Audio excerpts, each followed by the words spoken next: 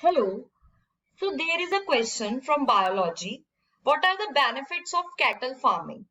Ben, they first we know First we must know the meaning of cattle farming, and we know that cattle farming is the process of rearing.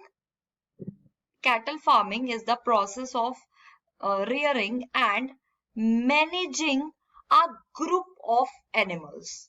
Managing a group of animals for either their products or for labor purposes, we can say that. Now, benefits of cattle farming. First, best source of employment. Cattle farming is the best, uh, we can say, best source of employment. With the help of cattle farming, we can get easily employment. So we can, that's why this is the benefit of cattle farming.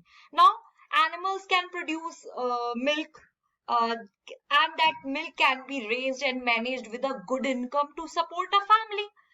Another benefit is animals that help in labor, such as draught animals, are used in agriculture work, and we can say the waste generated from these animals can be used as natural manure to maintain soil fertility.